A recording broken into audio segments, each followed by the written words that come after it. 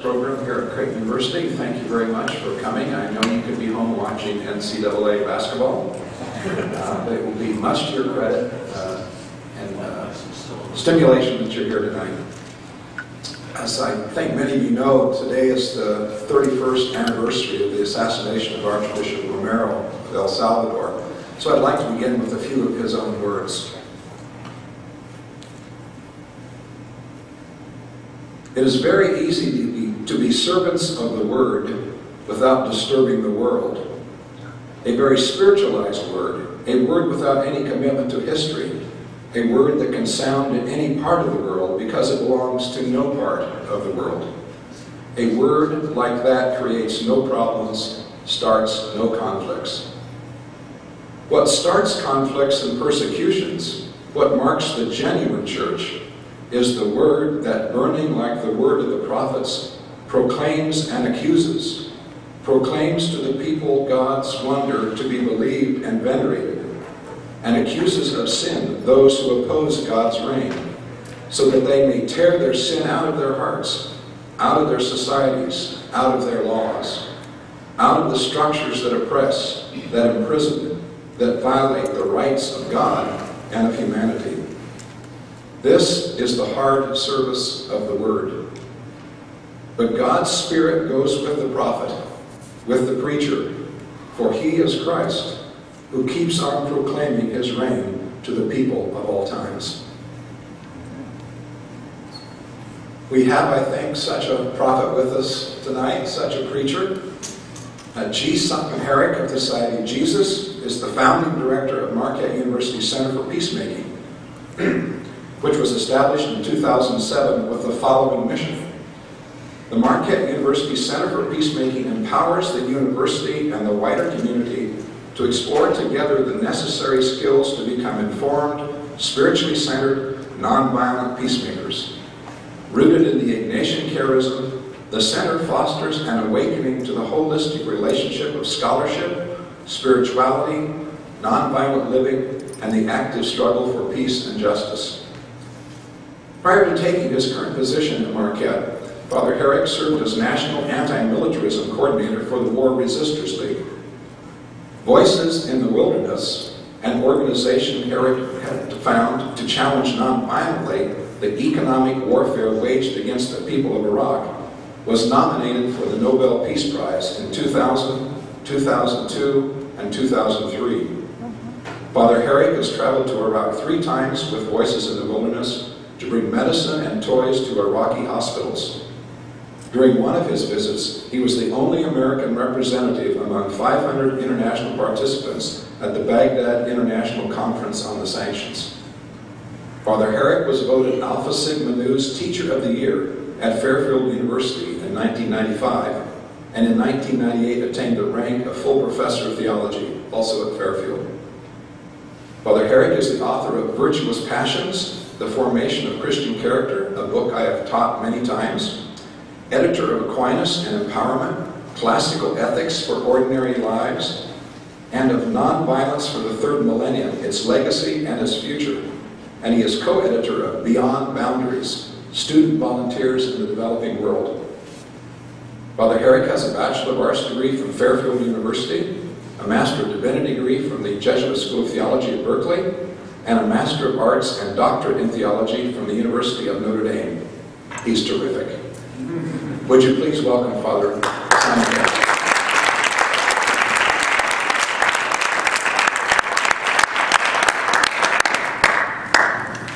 Thank you. Every time I hear that, I always want to say, "Who is that guy?"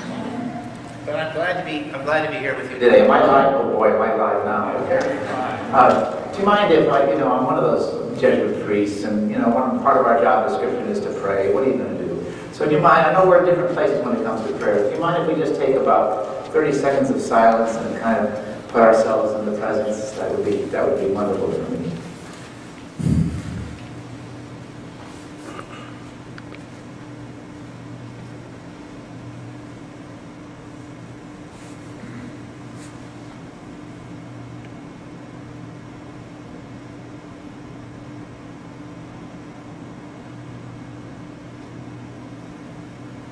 Okay, thank you Thank you very much, and thank you for everybody who invited me here. It has made me feel welcome since I came here starting the course with Roger. So today, I've been working on this particular project on war profiteering for about 10 years now. So you're going to get, well, I won't talk for 10 years, but I am going to try to talk for about an hour, and then we're going to have some question and answer if you'd like. I have a thesis. I always like to bring it to a university because university people do a lot of good critical analysis, and they do good logic and evidence, and I'm always willing to kind of ask you, do you see anything in this argument? Do you see any other evidence that I need that are missing or I'm misusing? So I'm always glad to present it to a university audience. And that's what we're going to do today. I have a thesis, as I've gathered more and more of this research, that the nature of war profiteering has changed principally in the last quarter of a century. It's always been true that when there's war, people step in and they make profit. They're war profiteer of it. So, oh, you're going to have a factory that made dresses, but now it's going to change into making uniforms, and so you make a lot of money off of that. Or some other kind of change so that you take advantage, and you, because of the shortage of goods during war, you sell it for a great profit and you make a great deal of profit. So that's one nature of war profiteering, but my claim is that in the last 25 years, the nature of war profiteering has changed, and that's something that I would like to explore with you today in some of the research that I'm doing. So let's start off right away, because I want to talk about the possibility of not only, let me just make sure I'm on this, just the way that you not only make profit from war, but also make war for profit. So let's do that. Do we need that light? We don't. Do you want them off? It would be hard to see that without the light on. And if the light on, it's hard to see better, so we light off. Now, normally I find that evidently in order to turn the lights off here, you have to go to a different building. You have the radio, over to the kind of stadium over there and ask them if they wouldn't mind taking their lights so the Peace Prize would go. Oh, here we go. People can see. Oh, is that better? Can you see that? Okay. So here it is. So I'd like to start from, war profiteering has been going on forever, but this particular change I'm talking about happened about, now if I can get this thing to work, it'd be nice. All right, there it goes. Back in 1985 with the creation of the Defense Policy Board. Now, it's an interesting group of people. There are 30 or more representatives of industry, technology, and military contractors. What do they do? Well, every 4 times every year, they meet with the Department of Defense, and they advise the Department of Defense on what countries need to be invaded, and what weapon systems need to be bought, and what countries need to be preemptively struck or occupied. The difficulty with this, in this particular group of people, men and women, is that they all belong to corporations that will profit immensely if we do go to war. So the question is, when they're advising the Secretary of Defense, is the only thing on their mind the well-being and security of the United States, or are they thinking of something else? So let's look at some of these people and see who they are. This guy is Jack Sheehan, and you want him on the board because he used to be the Marine Corps General, the NATO Supreme. You want him on the advising. But after he was this, he actually left that particular position, and then he became the senior vice president at Bechtel, which is the largest construction company, tens of billions of dollars of so-called reconstruction in Iraq. So here's the beginning of the profit cycle that the bombs destroy, and then the rebuilders are supposed to rebuild. So this guy is invested, we think, in rebuilding, but then we want to know that when he's advising the United States to go to war, what's on his mind, or what's his interest? Is there a conflict of interest? But here's something else. Bechtel quit Iraq in 2006. It was the same year that Sheehan left the defense. He left. See, he just left the defense. At that time, after $2 billion worth of contracts, this was his record, or the record of Bechtel when I was there. We'll talk a little bit about Bechtel a little bit more later in the presentation. This is what's now presently going on. We have a house over right now. There's 2 hours of electricity a day. All these workers are killed. These people are having soldiers. This is part of what's going on. There's somebody else on the Defense Policy Board. It's Vernon Clark. You may have known him for a while because he was the chief naval operations in the United States Navy. Well, of course you want him on the defense policy board. He'd be the guy you want to hear, or you want to advise. Well, he didn't stay that way because after, in July 2005, he then left, and he's changed, you see. And then a couple months later, he became on the board of directors of Raytheon, the third largest weapons manufacturer in the world. So when he's advising, we should go to war, you think, don't you think? Well, what's his interest? Is it just concerning the United States, or will we need a lot of weapons for those wars? I wonder. Well, that's Vernon. He's working there. There's another guy that's really, he's an old-timer. He's legendary. He was the Secretary of Defense like, I don't know how long ago. And then he was the first Secretary of Energy. Now, energy, interestingly enough, is where we do all of our nuclear weapons research. You see, at the Department of Energy, we're not doing like alternative energy there. We are maybe. But 80% of the Department of Energy is devoted to the development work of nuclear weapons. So this guy, he was the Secretary of Energy back there. And then he left that particular position, and there he goes. He became on the advisory board of the Sandia Corporation, which is a wholly owned subsidiary of, wait for it, Lockheed Martin, the largest weapons manufacturer in the world. So here's this guy advising the United States government, we should get some weapons, he says. We should make these planes, that'll help us. So we're wondering, what's his interest as he advises on the defense policy board. Okay, now, I can go through all 30 of them, but we don't have all day. But this is another dimension now. That's the first way that the corporations influence our war-making policy, press us to war, as I'm beginning to develop my thesis, so that they can make profit. Here's the thesis, probably too early in the presentation, but let's look at the evidence as it develops. That the old way of talking about war profiteering is that there is a war and we're supposed to make profit from it. This is the thesis I'm trying to advance today. That these guys have so much influence over the war-making policy of the United States that not only can we say they make profit from war, we can honestly say they make war for profit. It's a profit-making cycle, and they use that as a way of making profit. So the first way that they have the influence that I'm mentioning is the Defense Policy Board, all these 30 people.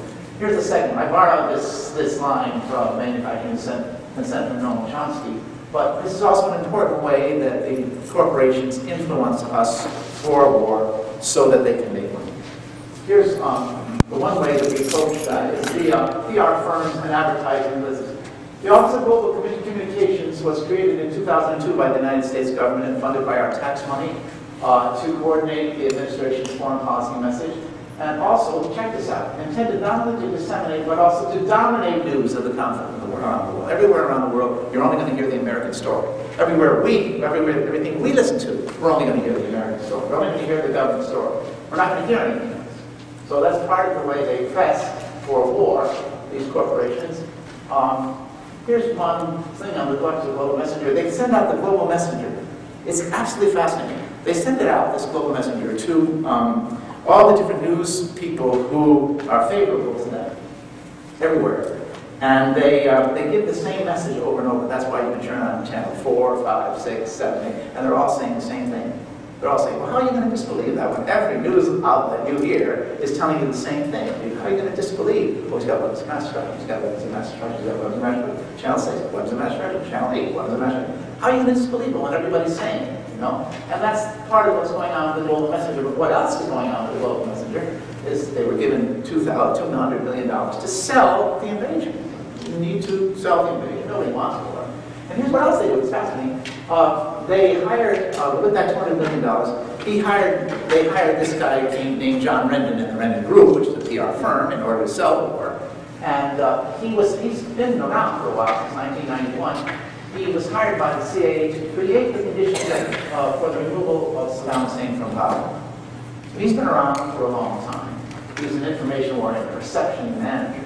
Here's what else they do, in case you're interested. It's forbidden by law to propagandize Americans in the United States. We have a law against that. So what they do is really cool. They send out these global messenger messages to Die Zeit in Germany, Le Monde in France, or something else like that. And then these people, these newspapers or outlets, media outlets, they print or proclaim this particular thing that got sent to them by the global messenger, by these people. And then what they do, the newspapers in the United States, the media do, is say, oh, Le Monde reports that suddenly started, well, yeah, of course they reported, we just told them to report. So in that way, they propagandized the United States like through the back door. So just to keep aware of what's going on in the manipulation of our minds here. Okay, so they hired this guy, and they not only that, I don't know what your salary is going to be here when you leave Creighton, but I don't know if you're going to be earning $311 an hour to sell war, because that's what this guy is being paid by the CIA and the Pentagon. But I think there's something even more important here, and that is, here's a question and answer for you.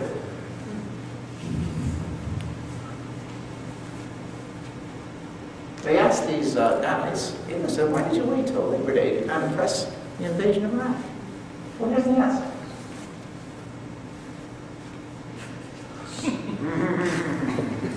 And then one of them said that. I think it was just a Piker who said that. Let me show you who said that. And who's he? Why, he's everybody's in the business. Selling the war. Selling the war. Selling the war. Okay. So that's one way we I think you might like this one. This is cool. The House, back in February, voted $7 million so that the Army could advertise at NASCAR. Oh, excuse me, I just couldn't help myself. Yeah. So here we are in the middle of a budget crunch, right? And they're allowing $7 million plus for the Army to advertise for war at NASCAR. I don't know what you could do with $7 million, but I could. They can buy a whole group over there. In fact, okay. So that's one of the ways they kind of influence the population's thinking. Something like 92% just before we went to war in 2003 against Iraq. Something like 92% of the American public thought that Saddam Hussein had something to do with 9/11. Well, it's nice to know that $200 million was not wasted, but we really need to pay attention to the fact that we're being sold. These guys are so sophisticated, it's incredible. And maybe those of you who are studying PR and advertising, they actually put like electrodes on your chest and on your head to these focus groups and everything else like that. And then they show you something. Well, Saddam Hussein is an evil dictator. Saddam Hussein tortures his own people. Saddam Hussein has weapons of mass destruction. The needles start going up all over the place. Now they have their selling point. They don't care that he doesn't have weapons of mass destruction. They know he doesn't have weapons of mass destruction. That's not the point. The point is, you need to buy the war so that they can make money. So they'll sell it to you then. Oh, so that's part of it. That's 2A. Now this is 2B, and I think it's even more insidious, so let's check it out. Brendan, it's one of the most influential parties. These guys from the corporations are in the CIA. They are processing the information. So they're taking over jobs. You see that CIA outsources it to the corporations. So these guys, if you're being paid $300 an hour to sell the war, and a piece of information comes across your desk and you're in the CIA, what are you going to do with it? You're going to say, geez, look at this object over there. Or are you going to say, gosh, I better do what they're paying me to do with this information? More than 50% of the National Clandestine Service is outsourced, and that's the heart of the CIA, the National Clandestine Service. And who are some of these people? I wonder. Well, Brock says, who's that? Oh, Lockheed Martin, number one weapons manufacturer in the world, is in there, in the CIA, processing and analyzing this information for us. Raytheon, third largest weapons manufacturer in the world, processing the information coming into the CIA. That's the second way, the selling way, that the corporations influence us toward war making by actually infiltrating. Well, actually, they're being invited into the CIA, and all those information that comes out of there, that's PR. Okay. Let's look at some of this. Oh, after they sold the war, right, and they did a good job, you have to admit, everybody bought it. They were awarded a contract to report the war from Baghdad. So now, you sell it, and you make profit from it. Remember? Sell it, and so that you can make profit from it. So that what do we know now? Right? Is that everything that's coming to us out of Baghdad is PR. It's not news reporting. It's PR. I could expect like facts from these guys. Just PR. Anyway, just a minute. Okay, so that's the second way. The two, part one, or part A and B. So the manufacturing consent by the blanketing of people of PR, and then also the infiltration of the CIA to change the perception of the information that we're getting. This is the third way that the corporations, of course, influence our war-making policy through campaign contributions. Check this out.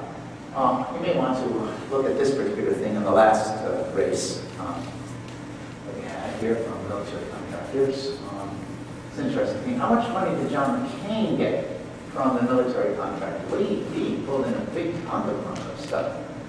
I wonder how we did with, how Obama did. Why? Barack. You know, was it Howard Zinn that said, you know, you change the rulers, but you don't change the rules. So it goes on, right?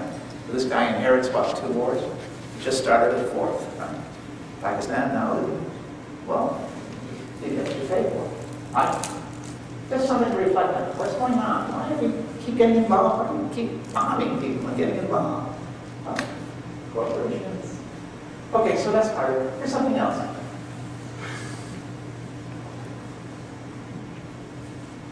Advertising age, I think all of you folks who are in PR know that this is like the Bible of advertising. They said, they clocked it. $4 billion was spent on the last presidential campaign to elect candidates that were pro-war. Okay, that's another way that's being influenced. And that's important for this reason. Here we go. I'm not good at graphs, and all you folks who have like math degrees, please help me out. This is the x-axis, right? Okay. And this is the y-axis. Okay. And what we're looking at here is the correlation between campaign contributions and defense contracts. So it's pretty clear that the more you give, the more you get. Here's something to think about too. The campaign contributions here they're registered in the millions of dollars. The contracts are in the billions and tens of billions of dollars.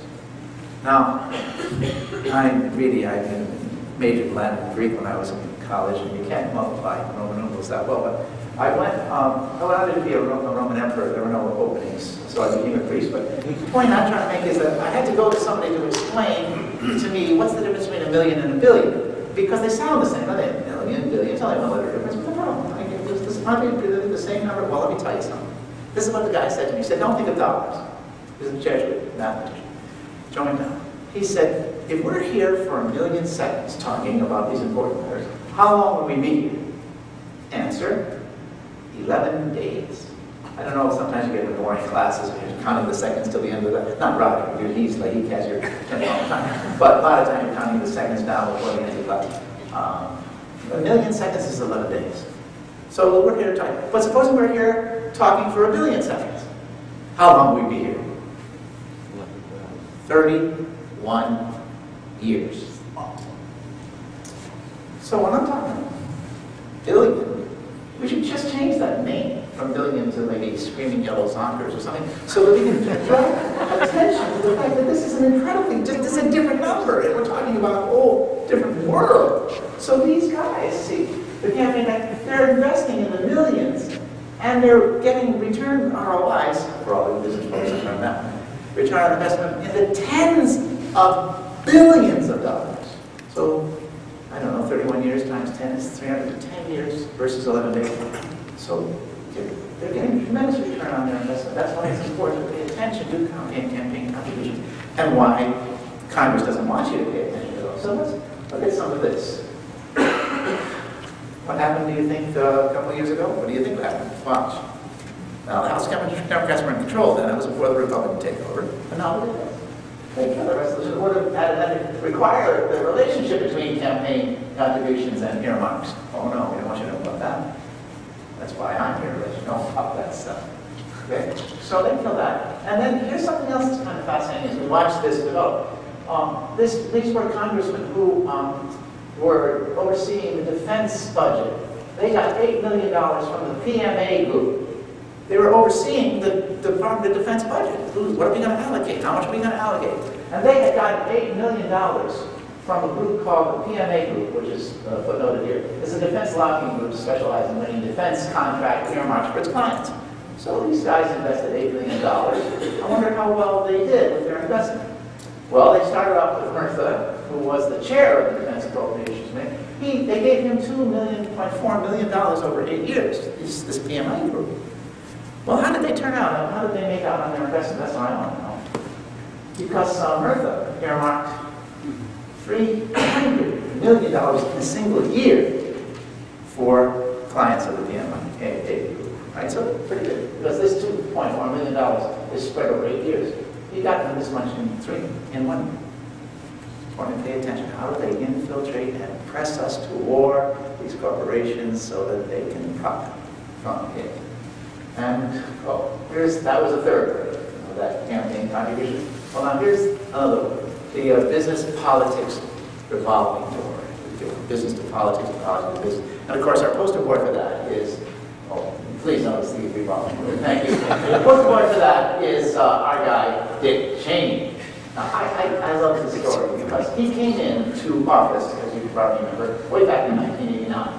That was when he was appointed as Secretary of Defense for George Bush I. Okay. And then in 1992, he paid a private company $9 million to conduct a study. Is it economically feasible to outsource military logistics? Is it to private companies? Now, we know what military logistics they are. Like, okay, who's going to dig latrines, who's going to deliver the oil, who's going to deliver the weapons and the bullets, who's going to build the barracks, who's going to feed the people, who's going to... All of that before this was done by the Department of Defense itself, so a government agency. But then he said this, he hired this private company and said, well, you think a private company would be able to do that? You know? And the private company said, well, yeah. Great idea. We love that idea. I wonder what the name of that private company was that he hired. Anybody have a guess? Halliburton. Aren't you guys something? Maybe not? Look at that. Isn't that amazing? Look at that. All right, so then after that, he didn't work. So he comes out, and with absolutely, that was in 1995, he's no longer the Secretary of Defense. And he has no corporate business experience at all. Zeros. But you know what he did? As soon as he came out, he became CEO of Halliburton. Oh, you guys are heading, what did he need here for? Yeah, he became CEO here at Halliburton. No corporate experience previously. And naturally, because all the government contracts are being outsourced, over the next 5 years, they get Halliburton's contracts double. And in the 10 years that followed that, there were 3,000 contracts that were outsourced, and about 750 of those were awarded to... There you go. Okay, good. There it is. Now, their story is more interesting than this, because that's why he's our poster board. We love him. But when he was CEO, and by the way, when you looked at his CV on the White House website, you forgot to mention that he was CEO of Halliburton. It slipped his mind. But he decided in 1998, he said, you know what, I got to give something back. I can get so much money from the government. Why don't I give them some money back? And, so the billions of dollars, he gave them $302 million in taxes. But the next year, he was getting into the habit of being a good CEO, and the next year, he decided that he would give up. And then, actually, also, he would receive... Is that right? See, all that offshore banking. Because he's doing government contracts, he gets a refund. So he's actually making money off making money off. Anyway, you can figure it out. All right, so there he is, the revolving door. Of course, Dick's not the only one. Oh, let's one more time. Let's do one more again.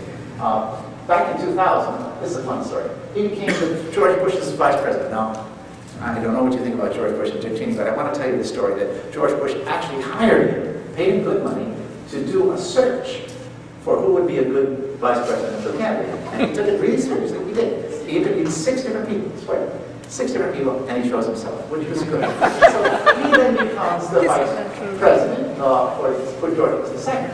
And then, of course, he has to divest himself of stock. But by then, the Halliburton stock has gone up so high because he's had these government contracts that that stock is now worth $35 million. So right away, bang, but he didn't sell all this stuff. Oh no. He still owns more than 433,000 stock options for Halliburton. So as we get more and more involved in war, and Halliburton gets more and more involved in war, then those stock options go up, and whenever Dick wants to sell those, then he's going to be even richer.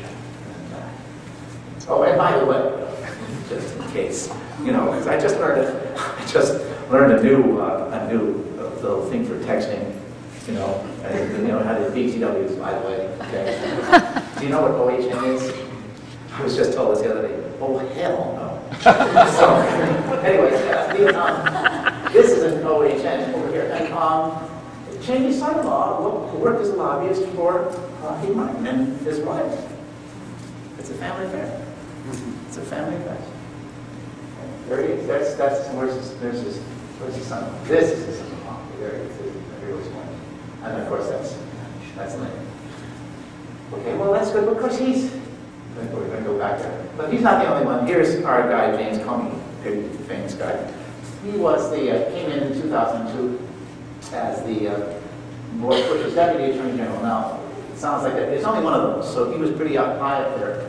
And you waited, okay, he did a pretty good job. But then afterwards, he left, and back in 2005. And it didn't take him long before he became the general counsel and senior vice president at, don't say, Halliburton. Yes, somebody said Lockheed Martin, right, the largest weapons manufacturer in the world. So, and not only that, but when you think about it this way, this Lockheed Martin, what are they doing, and how are they getting all these contracts, and how are they having all this money in order to be able to press for war in the first place? They have these contracts, and Comey's not the only one. Look. Who are some of these guys? Well, he's on the board of Lockheed Martin. He's got some contacts. And what about Ross? He's got some contacts. What about Admiral Ellis? He's got some contacts. I don't know what Gwendolyn King, the former commissioner of the Social Security, I don't know what she's doing there, but they're well stocked, these people, in Lockheed Martin. It's how they get to be the largest weapons manufacturer in the world. And again, the tremendous influence that they have on the policymakers, the connections that they use with the policymakers to press for war. So this is politics related to war. Okay, now, with all of these people making all this money, the question is, who's getting all this money? Who's winning this global war on terror? Well, let's check out some people. Here's the latest defense budget. Here's some of the funding highlights of the newest defense budget that's going through right now. It's increasing. Of course, we're up to $548.9 billion. Remember the difference between million and billion? 1 year. But that's not the end of it. We have to add $33 million because we have left over, to fight for the war from last year. That's $33 billion over there, and then that's okay. And then I forgot about the fact that you have to have $160 billion for more appropriations. And remember, this is not going to the military. That's going to the guys in uniform. This is going to the corporations. That's where it's going. That's one of these guys. So we'll get $750 billion in a single year for a defense budget. It's fascinating. I think I have a figure somewhere, I'm not good at it. I think someone said if we wanted to spend twice as much as China on the military, which is the next largest competitor. If we wanted to chart this chart, if we wanted to spend twice as much money on the military as China does, we'd have to cut our defense budget by 75%. But somebody making money, so why don't you? Right. Now here's somebody else that's making money, as you might imagine, from this outlay of enormous value of cash. They can't keep up with the production needs for bullets, ATK. Well, that was the last time I was arrested. I think I was protesting on them. They're out of the 9. They can only come up with 4 million rounds a day. They have to outsource that to an Israeli company. They can't keep up. Raytheon, let's see how Raytheon's doing. How are you doing, Bill? Well, you've got too bad, son.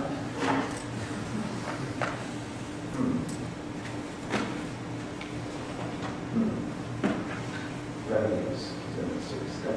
That's not profits, that's just revenues. But remember billions? How's Raytheon? How about their fourth quarter profits? For profits, $500 million, 1 quarter. Well, they're on the boards, they're doing the advertising, they get paid, they're contributing money. pushing us to war so that they can, well, let's just right now. How about if we look at Lockheed Martin? Hey, Bob, how you doing? How you doing, Bob? How's your profit margin? Well, how's your revenue? Well, your revenue is pretty up there, pretty high. Good for you. How about your profit margin? Geez, almost $1 billion on the board. There you go. Well, you've got those people on the board. You've got those campaign contributions going. Okay, I'll sum on the price. Oh, and by the way, the backlog orders, another 78 billion. So these look at maybe people are. Let's look at something. Let's see. Oh, now this is okay. So the weapons manufacturers, they're the people who are profiting. Let's look at the private security companies. This is really fascinating, and it's getting more scary all the time. We can't hold together our empire with just our guys. We just don't have enough people. No matter how many people we try to ruin by not giving them education and everything else like that, so they're not fit for anything else but the military.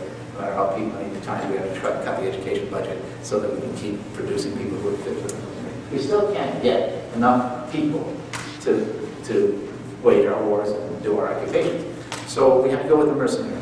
And that mercenary business across the world, now that's not just us, it's across the world. It's a $100 billion a year proposition across the world. But we take a big hunk of that for these reasons.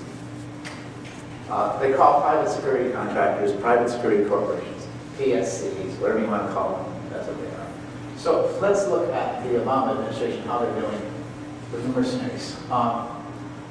They actually, in Iraq, in the second quarter of 2010, the Obama administration increased the number of private mercenaries in Iraq by 23%.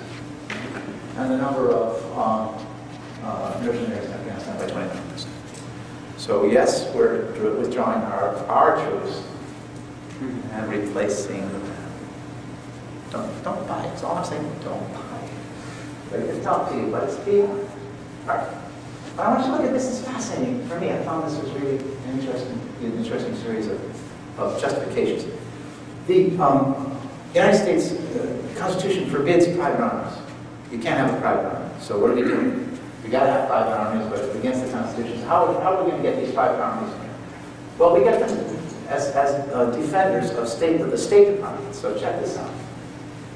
The State Department is calling for the mercenaries to protect the U.S. Embassy in Baghdad, which is what, 110 acres. It's about the size of Vatican City for all you Catholics.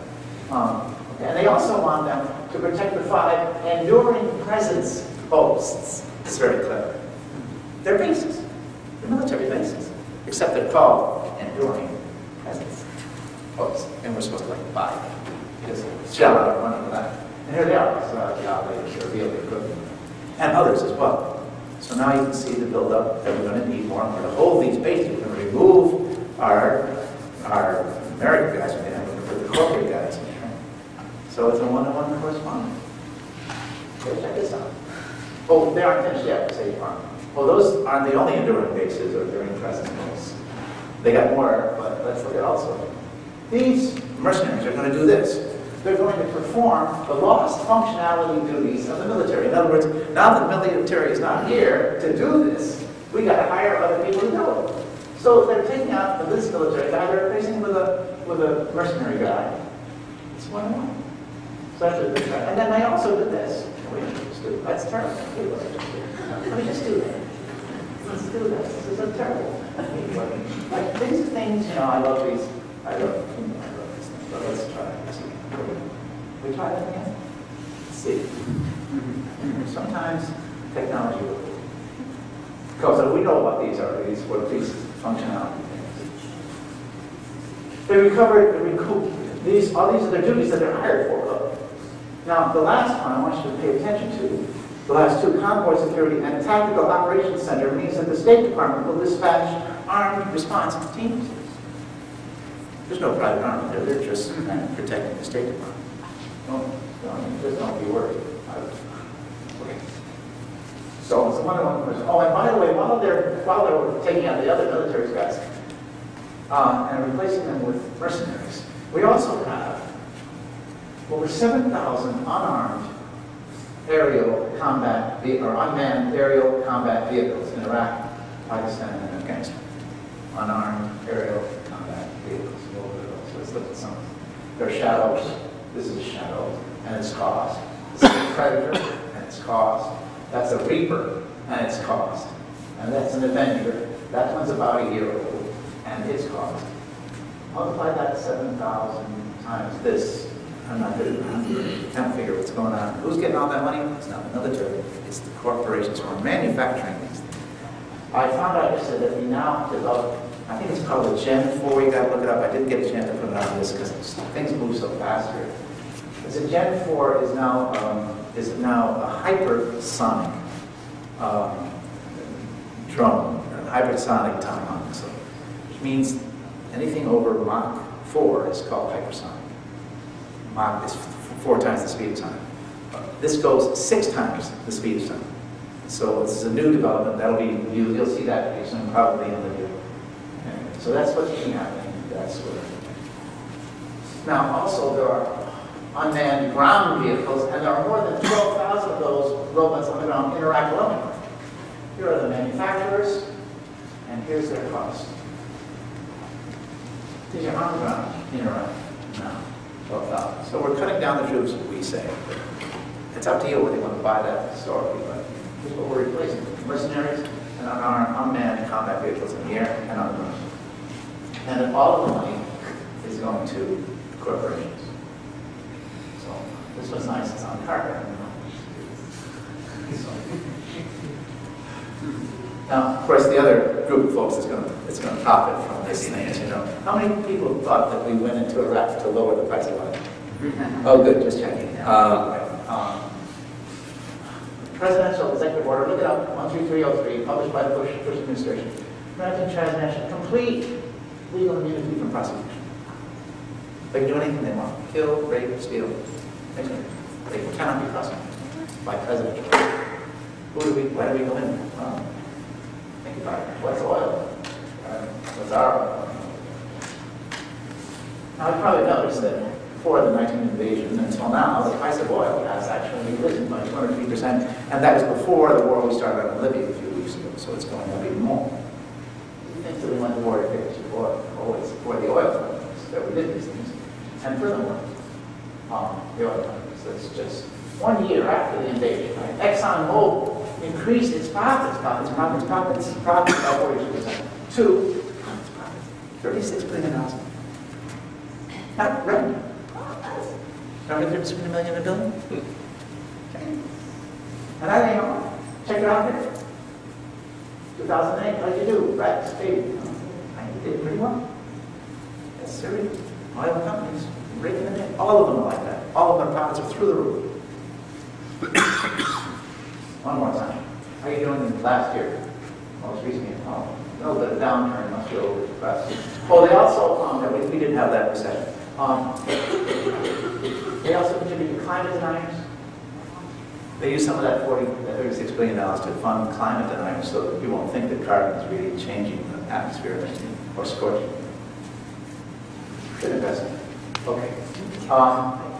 And of course, there's also reconstruction companies. That's the fourth group. So here's the cycle about the cycle. You get us into war. Right? Remember, reconstruction company, Bechtel is a reconstruction company. So you help get them into war. The bombs destroy the stuff, and then the reconstruction companies rebuild it. And so it's a profit cycle. That's why you want to get in, because you can make profit from bombing, you can make profit rebuilding. It's a profit cycle. Let's start. But of course, they're not. I call them, so-called reconstruction because they don't do a lot. But when after they first invaded, like a couple of months after we first invaded, this guy Michael Lempress came in and said, right, Iraq is open for business. And he probably should have said, up for sale. Because look, he issued Paul Bremer, who was pretty much the dictator of Iraq for about a year and a half. He issued 100 orders before he left that have to be obeyed and cannot be revoked except by a 2/3 majority of the Iraqi parliament, which hasn't met yet. So these are still in effect. Here's one order that you might be interested in. Protecting the corporations. Nobody gets prosecuted for any crime that they do. All foreign companies. including private security. Protecting the corporations. Why do we go in? Here's one. This is the one that's my favorite. Check this one out. 100% of every economic sector of Iraq can be foreign-owned, and profits can be taken out of Iraq without delay. This is a hostile corporate takeover of an entire nation, accomplished by the American military at the service of the corporation. What do you think? What's this? Everything. Telecommunications, road building, schools, automobiles, schools, everything. It's a total corporate takeover, accomplished by the military at the service of democracy, freedom. Get to decide for yourself. Well, here's some of the here's some of the rebuilding construction accomplishments that you might want to think about. You can read those I can, I suppose. This is now, after what, $2.3 billion? There's no reconstruction. In fact, it's worse than it ever was before.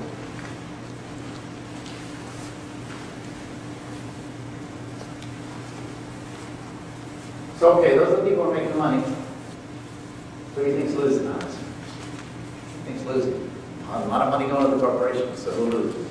Corporations winning like hand over fist. Who loses? Let's check it out. Well, first of all, there's no reconstruction in Iraq. They're being paid a lot of money to reconstruct, but there's no reconstruction. This is a school that Bechtel has reconditioned. Where we're looking at non-functioning toilets and desks were made for 2 kids that were accommodating 4. Can you smile and say, "One"? This is a result of Bechtel's investment here. They're making a lot of money, but they're not. Why should they do what they're paid for? They can get money. All right, let's do this. On March 17th, this is earlier this month. These are the riots that are beginning to take place in Iraq. Now, it's happening as we sit here in a protest against no services, no clean water, no electricity. This is all over Iraq. Now, as we're sitting. You don't hear about that because the PR people forgot to report it to you. Okay. Oh, in case you're interested, not only Iraq's getting beat up by this, but so are you, and so are we, all the states in the United States are having to pay a certain percentage of the war cost. For Nebraska, I looked it up. You guys are doing $4 billion every year. And just so you're interested, this is what you could kind of do with the $4 billion that you're giving to the war. Not just you, every state, every state. This is what you could be doing. Oh, you want more police? Oh, good. Want scholarships for university students? No, sorry. You got more. Want Pell Grants for students? No, sorry. Like the woman. Got to pay them corporations. And so that's good. And of course, at the same time, we can't get enough money to fund this war. It's incredible. $750 billion a year? Who's got that much money? So what we have to do is cut social programs, of course, in order to fund this war. Let's cut head start. How about community and regional development things? Let's cut that too. Got to fund that. Got to pay them corporations. Got to fund that war. What about the low income? No, not them. Okay, what about the old folks? No. Not them. Okay. And then, of course, what we've done in order to cover the rest of it is we just borrow money. Just borrow. Yeah, so let's check them out. So we borrowed $106 billion from Russia. Money from Taiwan. We're still in debt to these people, of course. Remember the national debt? There you go. Remember how it's rising? Well, how are you going to pay for it? You cut taxes, to keep cutting taxes for corporations who are the ones making them. I mean, if the Caribbean banking centers for the love of God. Feel that?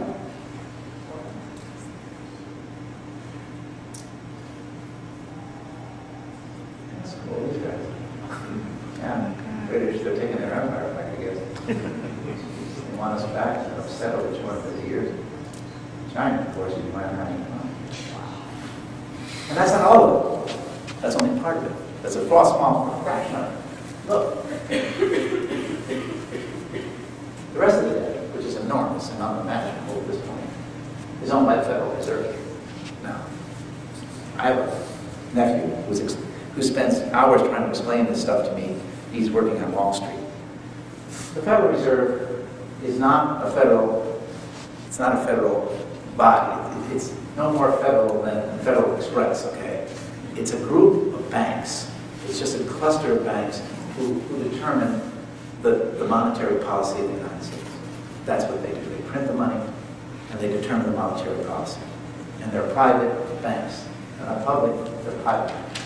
So the Federal Reserve has also bought up these bonds that the other countries that you saw, the other countries have, so they bought up these bonds from the United States in order to finance the war. And that group of banks that is called the federal private banks, individuals, called the Federal Reserves, this is their share of the debt of the United States. Now I want to do a whole other presentation on how these guys press us toward war. I got to do another 200 or 300 hours on that. But anyway, that's right now, this group of private banks. So what are we doing? We're concentrating actually the wealth of the United States in the hands of fewer and fewer and fewer people. There's no money left over for education or hospitals or anything else like that. Oh, I had to throw this in because I'm not announced. How are we doing, by the way, with our war against terror as far as cutting down violence is concerned? Well, not real well. This is before, and this is after, and this is before, and this is after. Worldwide, these are the attacks. Terrorism attacks before, and terrorism attacks afterwards, and terror before. And we're not doing that well, because I know when we were first programming computers, we said garbage in, garbage out. But this is violence, and violence out again. Because we're saying to you, we say, what is going to happen if we put in that much violence? We're going to get violence back. And that's exactly what's happening. Actually, the State Department started off by reporting the number of terrorist attacks after the war on terror started in 2003, and they kept noticing that they were going to go, that they kept going up, so they finally stopped reporting it.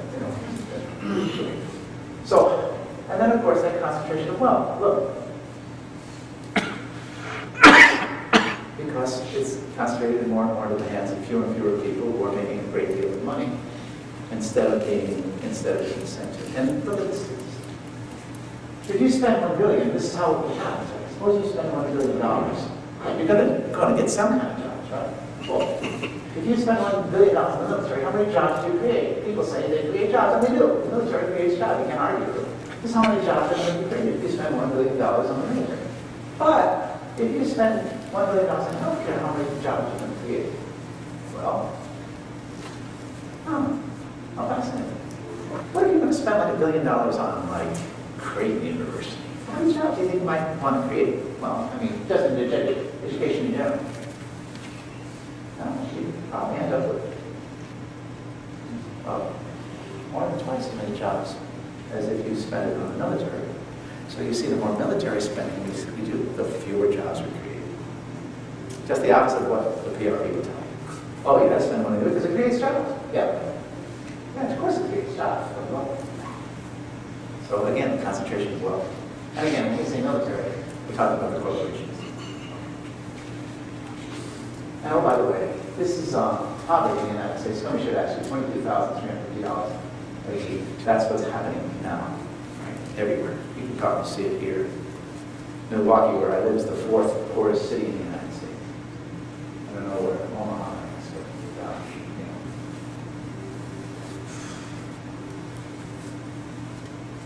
This is the fastest growing economic segment in the United States. Extreme poverty, less than half the poverty level. 15 million people in our country live that way.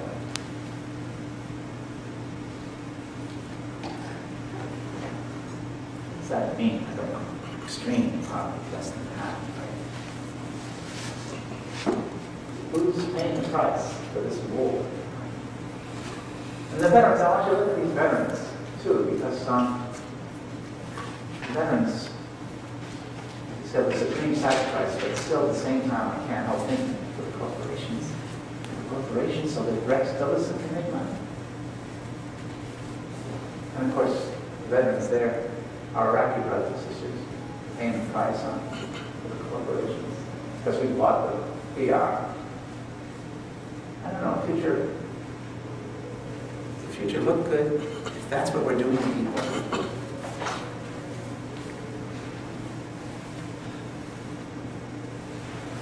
Okay, and then of course our injured vets. Even the story of the injured vets. This is veterans care. This is before the Iraq War and after and right now. I just want you to look at these statistics to see what veteran care was like. Back in 2003, this many backlog claims. Now, this many backlog claims. Back in 2003, how many reps did they have? One for every 500 and some odd. Now it's one for every. Once they had 1,300. Now it's reduced. Now what's the doctor-to-patient ratio for the veterans? Back in 2003 and now, one for every 531 vets. Okay. Well, suppose you want to process a claim, you're injured. It normally would take you 177 days to process a claim. You're injured, you're wounded. You know, of course I'm against war, but please, you take care of people. Even if you don't agree with what they're doing, you got to take care of them. They're hurt, they're scarred, and everything physically. Average time to process a claim. Suppose this guy or this gal, military person that has been rejected, and they somehow find the psychological strength or community strength to reclaim, to make the process they claim.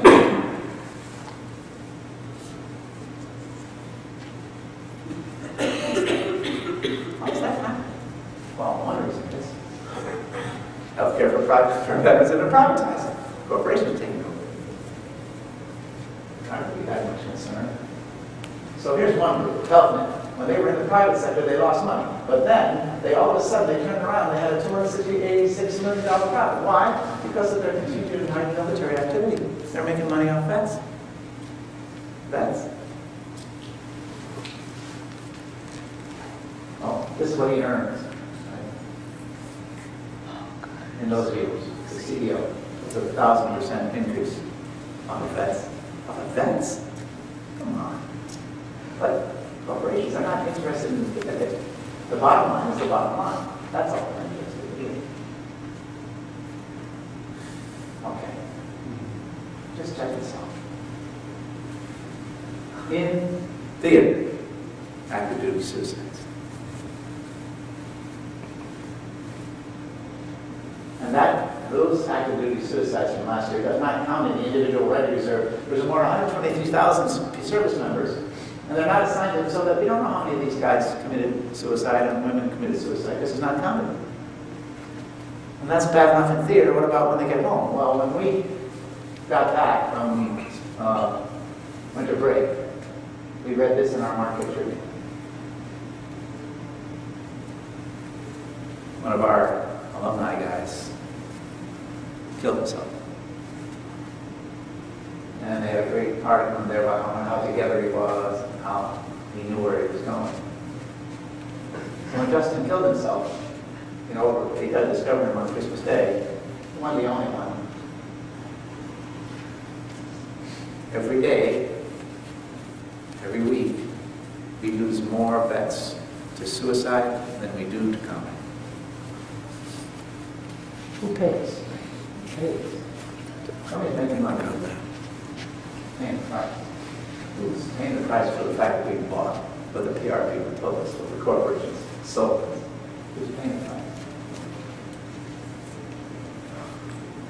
Oh, and then of course the Iraqis. I can't even imagine the report that there are 1.2 million excess deaths. What does that even look like? How can you imagine 1.2 million deaths? No.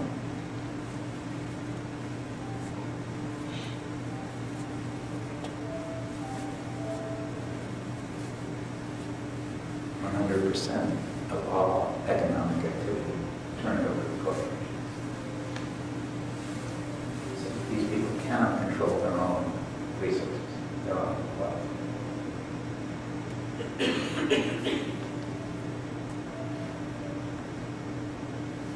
Not even their future. This is a wrap now. This one's pretty moving. This little girl was in the car with her mother, her father, and her uncle. They were driving toward a checkpoint.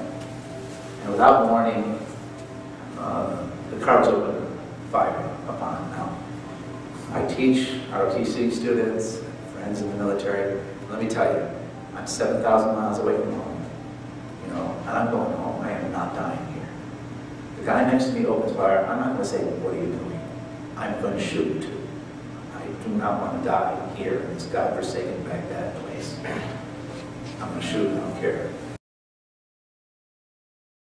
I understand that. At the same time, this is the result of war, or buying the mind.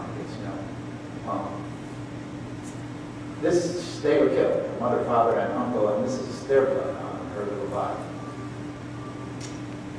That's who's paying the price across the way.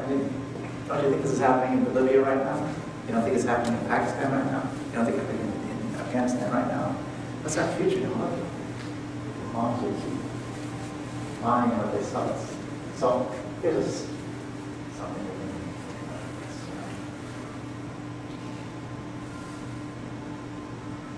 democracy, we're doing it for democracy, we're doing it for freedom, we're doing it to protect the freedom fighter, we're doing it because we want to establish freedom and democracy, and we want to defend the good and the right, but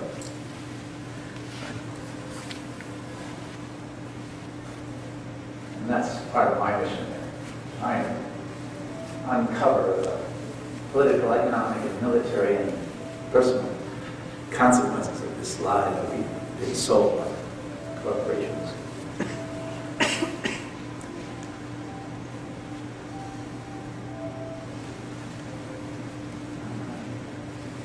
Anybody who's gone to the School of the Americas and crossed the line, and anybody who's tried to protest it, what Chua, where they train the people who torture, knows what that means. Who said that? Come on, Karen. Good for you. Joseph Goebbels. Close. Pyramids are up. So, one of the things that we try to do, I guess, if you want to get religious on it, I guess Jesus says, I am the way, the truth, and the life. What that means to me is, where there's truth, there's got to be life. There's got to be life if there's truth. And where there's dying, means somebody lying. If you see dying, somebody's lying, because truth leads to life. And dying, that's the result of lying. So, whenever he says that, well, these people got to die, we got to shoot them, we got to bomb them, it's a lie. It takes you a long time. It took me, this is 450 hours of work to uncover a lot of the lies. Just wanted to present that to you. This is a project that we have to undergo, I guess, it's something undertake as academics who are in search of truth, especially the truth that gives life. And that's, of course, what we're out to do at the Marquette University Center for Peacemaking. We call this our Shades of Nonviolence picture. We go from the Nigerian to the pole here. And it just happened that I was in the middle. It just happened. It didn't, that was the way that happened. Yeah, so there we are at the Center for Peacemaking, pushing for truth and life and community. This is, I often say to my folks, the community is the opposite of war. Begin to see the other as kin. It's the opposite of war. So that's what I came to say, and I thank you.